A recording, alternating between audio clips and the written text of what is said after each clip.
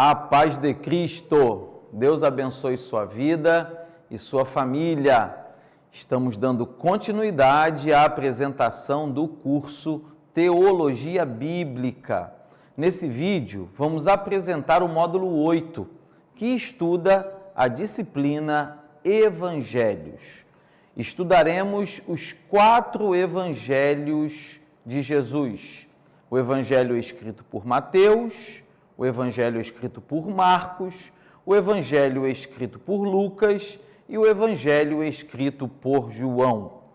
Aprenderemos como a influência da história de Jesus alcançou inúmeras pessoas ao longo do tempo. Quantas pessoas leram a sua mensagem de salvação do pecado e de liberdade em Cristo Jesus, creram nas promessas de Deus e tiveram a sua vida transformada.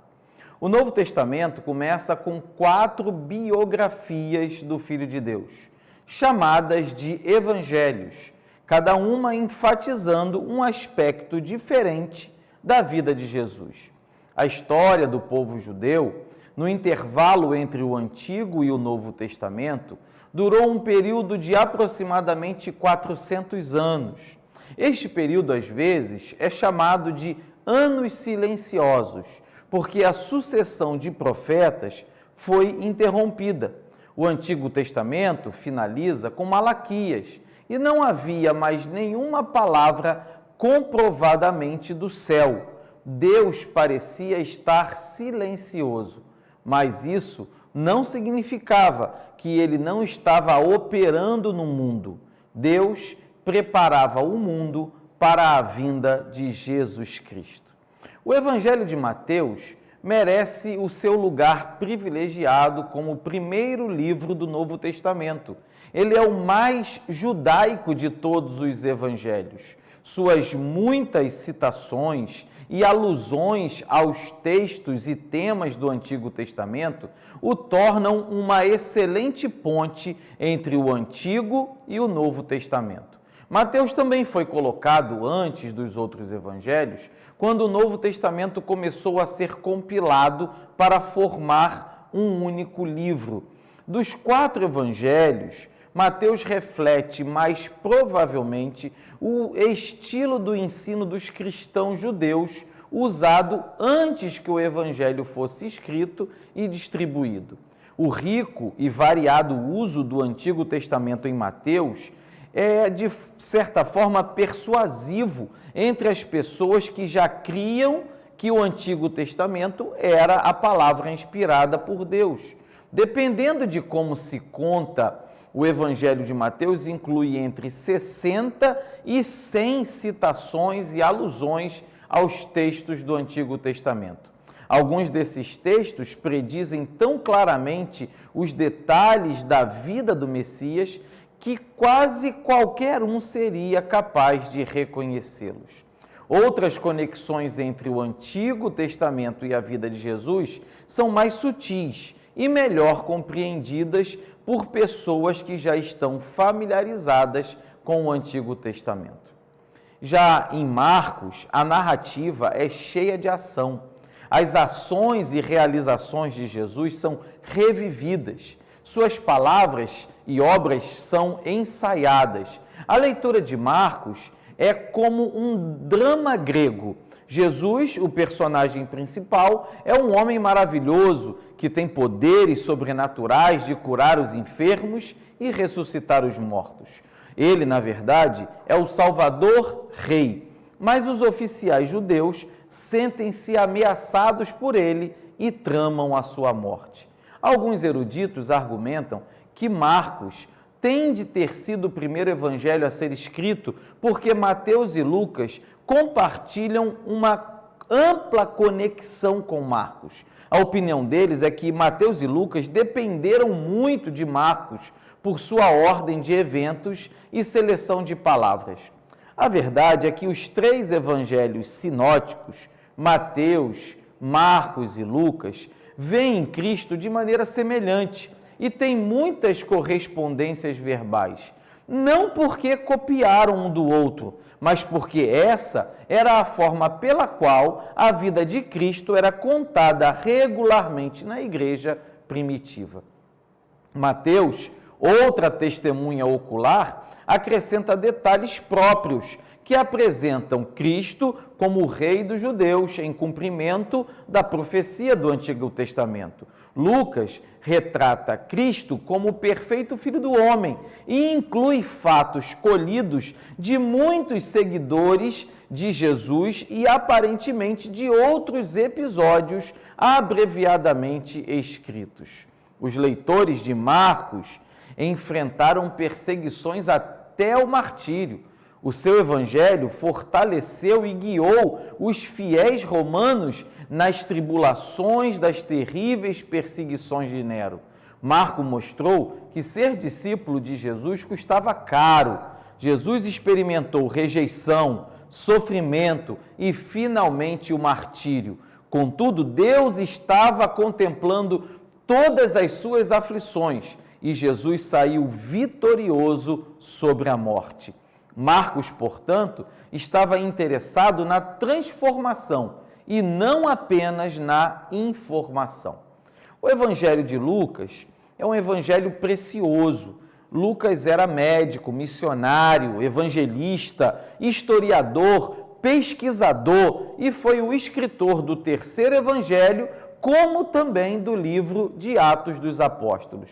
Lucas conhecia os fatos tanto como um pesquisador, quanto um observador. Ele registrou sua mensagem com precisão.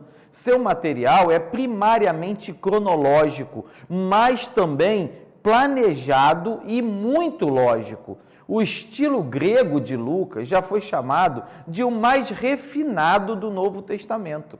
Lucas é o livro mais longo do Novo Testamento e traz o quadro mais completo da vida de Jesus Cristo.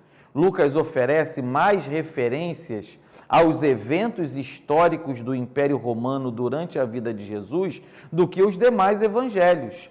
César Augusto decretou a proclamação do censo quando Cirênio era governador da Síria. Isso está em Lucas 2, 1 e 2. Jesus começou a ministrar no 15º ano do reinado de Tibério César, quando Pôncio Pilatos era governador da Judéia. Lucas 3, versículo 1. Anás e Caifás eram sumos sacerdotes na época, versículo 2 do capítulo 3, e Pilatos matou alguns galileus juntamente com os seus sacrifícios, versículo 1 do capítulo 13.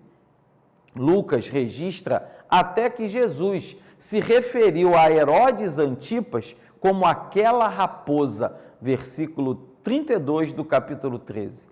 O relato de Lucas não é uma fantasia literária, ele é fundamentado historicamente, como nós podemos perceber. Lucas começa explicando como o anjo Gabriel predisse a vinda de Jesus a Maria e conclui com um vislumbre de Jesus subindo de volta para o céu após a sua ressurreição dentre os mortos. O primeiro capítulo retrata Zacarias, o sacerdote saindo mudo do templo e incapaz de dar ao povo a bênção costumeira. O último capítulo mostra Jesus, o nosso grande sumo sacerdote, dando aos seus discípulos a bênção da despedida. E aconteceu que, abençoando-os, ele se apartou deles e foi levado ao céu. Lucas capítulo 24, versículo 51. Jesus havia, portanto, completado seu ministério terreno e estava entrando em seu ministério celestial como sumo sacerdote para interceder por todos os fiéis à direita de Deus Pai.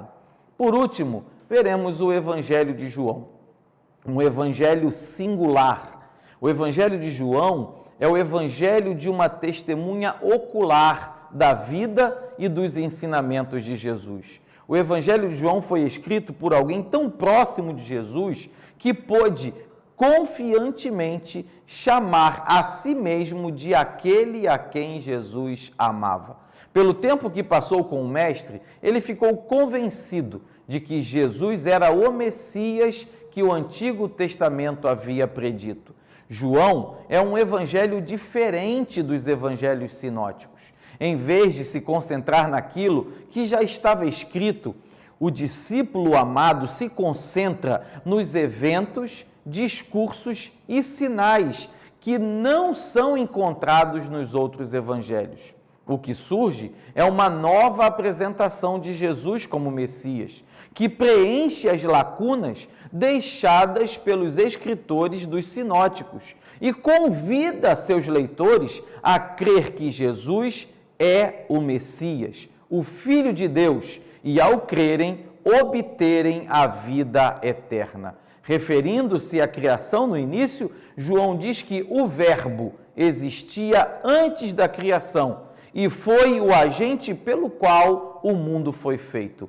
O que isso tem a ver com Jesus? João explica que o Verbo divino, o Logos de Deus é Jesus, o unigênito Filho do Pai, cheio de graça e verdade, que se fez carne e habitou entre nós. Eu tenho certeza que esse módulo vai encher o seu coração de fé, de alegria e da certeza que nós servimos ao Rei dos Reis e Senhor dos Senhores, nosso Salvador, Jesus Cristo.